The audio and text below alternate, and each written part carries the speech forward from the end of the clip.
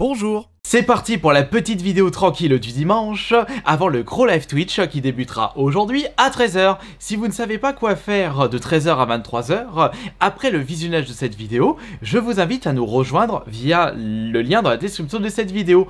On jouera tous ensemble à Fall Guys via des parties personnalisées, on fera de même sur Fortnite, je vous affronterai sur Tekken, Killer Instinct, Mortal Kombat, et je tenterai même de vous soulever sur Mario Kart et Smash Bros, même si j'ai un peu de mal de ce côté-là. Et vous pourrez même me donner vos suggestions de jeux multi à travers le live. Du moment que vous soyez présents et qu'on soit nombreux, c'est ça le plus important.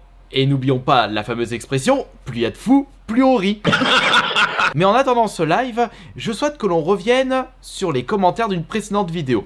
Celle où je vous avais fait un petit vlog pour la fermeture définitive d'un magasin de jouets. C'était le Maxi Toys de l'île d'Abo, où ils avaient fait un moins 70% général, c'est-à-dire dans tous les rayons. Cette vidéo a créé des émois.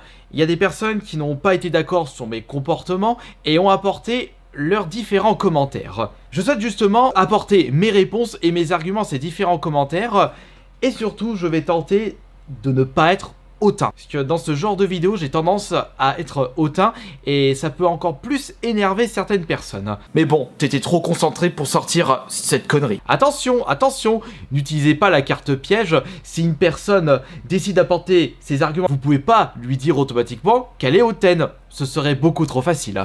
Commençons par le commentaire de The Lord. Alors comme ça, on n'est pas acheteur compulsif, pourtant tu viens de nous montrer la définition même de l'acheteur compulsif. Te connaissant, tu vas sûrement tout revendre sur ton compte eBay caché ou un truc comme ça. Pas à nous ton excuse de c'est pour la SMR, plutôt parce que tu sais pas t'empêcher d'acheter. À la prochaine. Il y a une contradiction sur ton commentaire.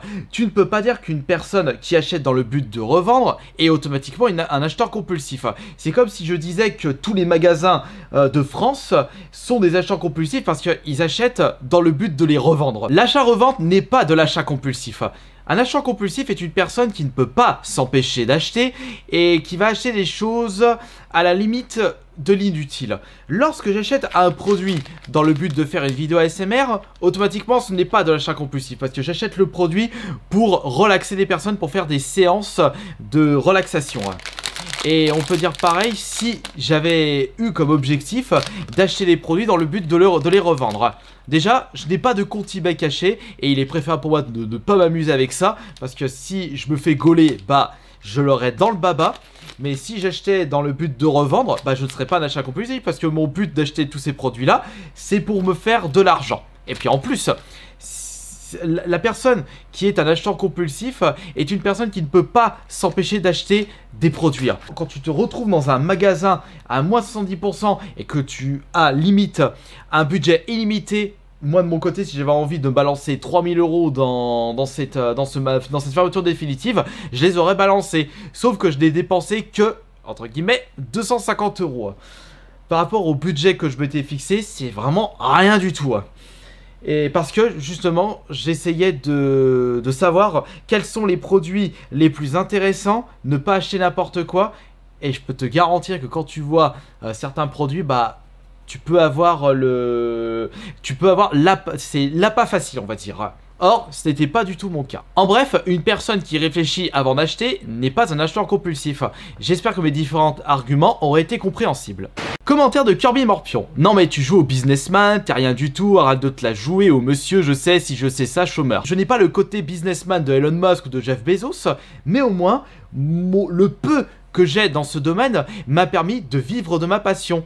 Je peux te garantir qu'il y a beaucoup de personnes qui sont ultra passionnées, mais comme ils n'ont pas ce côté businessman, eh bien, ils n'arrivent pas à vivre de ce qu'ils aiment faire dans leur vie. Il est vrai que je n'ai pas encore réussi à atteindre mon objectif de YouTuber business en tentant de rembourser l'intégralité de mes achats avec la monétisation de la vidéo. Elle a dû atteindre, je crois, 80-90 €, mais peut-être qu'en ajoutant la vidéo que vous êtes en train de visionner, je vais peut-être atteindre les 250 €. C'est-à-dire que tous les achats que j'ai pu faire, bah je les ai remboursés avec les monétisations. C'est comme si tout ce que j'ai pu acheter, je les ai reçus gratuitement. Ça, c'est être businessman. The comédien, avec son court commentaire, faut être très con. Mais je ne sais pas, tu parles de quoi? Est-ce que tu parles de mon comportement? Est-ce que c'est parce que le magasin décide de faire moins 110% alors qu'elle aurait très bien pu faire moins 50 à la place? Est-ce que c'est par rapport aux clients qui étaient en train de remplir à ras-bord leurs différents chariots? Apportez plus d'arguments par rapport à ce genre de commentaires pour éviter qu'on se retrouve complètement paumé. Commentaire de Titi, tu aurais quand même pu en laisser des cartes à jouer. Mario, Dragon Ball, et puis j'en passe. Je t'aime bien, mais là c'est trop. Tu aurais pu laisser aux gosses qui n'ont pas les moyens. Je suis quand même d'accord, j'aurais très bien pu laisser quelques boosters de Dragon Ball, quelques boosters de Yu-Gi-Oh! Ou quelques boosters de Panini Mario Bros. Mais tu dis que il faudrait laisser aux gosses, mais est-ce que déjà les gosses auraient été intéressés par ces produits-là? Je ne le sais pas. Et est-ce que les personnes qui seraient passées juste après moi étaient des gosses qui n'avaient pas les moyens? Ça aussi, je ne peux pas le savoir. C'est pour cela que moi je m'étais pas embêté, j'ai récupéré l'intégralité des rayons parce que je sais que de mon côté, ça me servira. Même si on n'avait pas, vouloir prendre toutes les cartes Pokémon à 36 ans, faut vraiment être un acheteur compulsif égoïste. Je suis sûr que tu as pris toutes les cartes Yu-Gi-Oh! Et Dragon Ball. Oui, c'est vrai, j'ai pris l'intégralité des cartes Dragon Ball et Yu-Gi-Oh! Et concernant les cartes Pokémon, ne t'inquiète pas, j'aurais récupéré l'intégralité du stock qu'il y avait parce qu'il y a moins 70%. Tout le monde se serait jeté dessus, surtout qu'en plus de mon côté, toutes les semaines, j'ouvre un coffret en live Twitch. D'ailleurs, aujourd'hui, c'est ce coffret que nous allons ouvrir. J'ai réussi à choper des noix de coco pour la série Pokémon Go, et j'espère qu'on aura beaucoup de chance. Et les coffrets comme ça coûte en moyenne 25 €. Moins 70%, ça m'aurait revenu à 7,50 €, sachant que j'ouvre un coffret par semaine.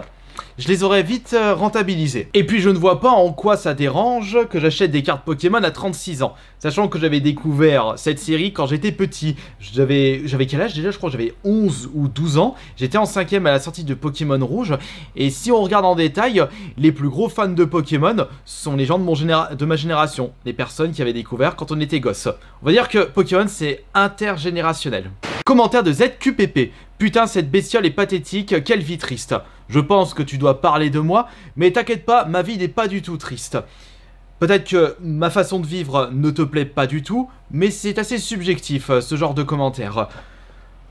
Je suis très heureux dans ce que je fais. J'achète les produits qui me procurent du plaisir. Je me fais des petites collections. Je me lève quand je veux, je vis de ce que j'aime faire. Je te rassure que ma vie, elle est pas du tout triste, je suis même extrêmement content de ma situation actuelle. Mais peut-être que cette vie ne te convient pas du tout, et c'est pour cela que tu as souhaité mettre ce genre de commentaires. Il faut que tu saches qu'il faut savoir respecter le choix de vie des autres personnes. Ah là là, ils n'ont rien perdu, t'inquiète pas. Ils ont juste gonflé un peu les prix pour rentrer dans leur marge de vente. Et toi, comme un clown, tu as cru faire des bonnes affaires. Tu n'as pas totalement faux sur ton commentaire, puisqu'il existe des magasins, avant les périodes de solde ou les fermetures pour travaux, qui décident de gonfler les prix pour récupérer un peu plus de marge. Et ça arrive souvent lors des périodes de solde pour les magasins de fringues. Un vêtement qui vaut 20 € de base, ils vont le mettre à 30 €, ils vont afficher moins 50%, ça fait que le produit sera à 15 €. Et justement, cette étiquette de moins 50% va attirer plus la clientèle. C'est pour cela que ce que tu dis, ça existe, mais pas dans le cas des produits que j'ai achetés. Étant donné que les cartes à jouer, ce sont des produits qui coûtent de base 5, 6, voire 7 €, moins 70% de 6 €, ne t'inquiète pas. Si tu trouves des magasins qui vendent ce genre de produits entre 1,50 € et 2 € le booster neuf, tu m'appelles afin que je les récupère. Et c'est pareil pour les cartes Panini parce que ce sont des prix fixes et qui correspondent à tous les magasins. Comme on peut le voir à l'arrière où c'est précisé que le prix de vente est 11,95 €. Et j'ai récupéré ce produit, il était vendu à 12 € donc je l'ai payé 3,60 €. Le magasin a peut-être gonflé les prix sur certains produits, mais c'était pas sur ce que j'ai acheté. Ah si, peut-être le Goopix, parce qu'une pop ça coûte de base 15 € et je l'ai acheté seulement 7,80 €. C'est 2 fois moins cher que 15 € le prix de base d'une pop. White Thunder, claquer 250 € dans des trucs qu'on n'aurait jamais acheté s'ils avaient été au prix normal. Ça se fait pas économiser 600 €, ça fait juste dépenser 250 balles. Ton commentaire n'est pas du tout à jeter. C'est vrai que si j'étais ressorti du magasin les mains vides, j'aurais économisé 250 € supplémentaires. Non, c'est que pour en revenir à un précédent commentaire, si j'avais réussi à faire en sorte que la monétisation de mes vidéos dépasse les 250 € dépensés, c'est comme si j'avais récupéré tout ce que j'avais acheté dans le magasin gratuitement. Bon, j'en suis pas encore, mais peut-être que ça va venir plus tard. Et ensuite, c'est vrai que je n'aurais jamais acheté ces produits-là au prix standard. Puisque je voulais me lancer dans une collection de Panini Super Mario après avoir terminé ma collection Panini Fortnite série 1. Mais quand je vois le prix des boosters, bah, je n'avais pas envie. Donc j'ai préféré attendre une bonne affaire et il y avait eu l'occasion en or. C'est pour ça que j'ai profité de ces moins 70% pour me faire plaisir et pour me lancer dans une collection que je n'avais pas pu faire auparavant parce que je trouvais ça un petit peu trop cher. Passons aux commentaires d'Anmis. MDR, il parle que tout ça a été payé par la YouTube Money, mais au lieu de faire autant d'achats débiles, laisse-en pour les familles qui en ont besoin.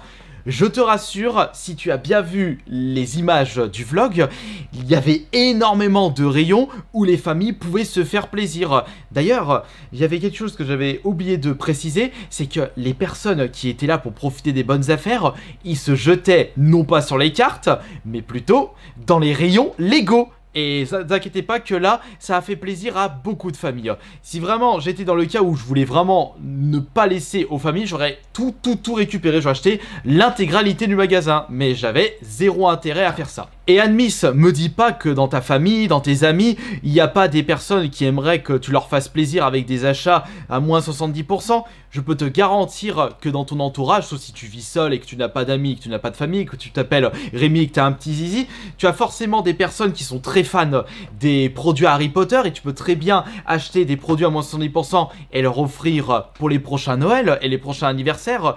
Me dis pas que dans ta famille, tu n'as pas des personnes qui ont envie d'avoir des Lego à moins 70%. Et pourquoi, par exemple, tu ne décides pas d'acheter des cartes dans les magasins près de chez toi à moins 70% et de les revendre un petit peu plus cher en étant moins cher que les prix pratiqués dans les magasins? Et avec l'argent récolté, bah tu décides de faire plaisir encore plus à ta famille, payer des restos à ta copine, payer des restos à tes parents, ou carrément faire des dons à des associations. Peut-être que personnellement, d'ici 5-10 ans, je vais décider de revendre tout ce que j'ai acheté ce jour-là, genre 10 fois plus cher, parce que ce sont des produits qui seront extrêmement cotés, et donner à des associations les bénéfices que j'ai pu engendrer. On se donne rendez-vous dans 5-10 ans. Commentaire de Assassin's Creed. En fait, si le magasin n'aurait pas fermé, tu aurais gardé ta thune au lieu d'acheter autant de choses pour la plupart useless et tu aurais économisé 850 €. Je troll un peu, mais cette incitation à l'achat montre ta faiblesse. La véritable faiblesse, c'est la personne qui ne décide pas de profiter de ses moins 70% pour acheter des cadeaux de Noël et des cadeaux d'anniversaire en avance. Et qui décide d'acheter exactement les mêmes choses, mais pas à moins 70%. Ça, c'est la faiblesse. C'est-à-dire les personnes qui ne prennent pas de l'avance dans leur vie. Commentaire de Monster Punch. Tu aurais embarqué toutes les Switch pour faire quoi? Pour dire que tu as payé la Switch 90 balles? Quel intérêt? Pour commencer, dans ma famille, il y a une personne qui ne possède pas la Switch. C'est mon frère jumeau. Il a la collection, mais il a toujours pas la Switch. Et t'inquiète pas que si j'avais récupéré une Switch Lite à 60 € au lieu de 200 €, il aurait été le premier heureux. Et aussi, j'aurais très bien pu acheter les Switch que je ne possédais pas dans la collection par rapport aux coloris.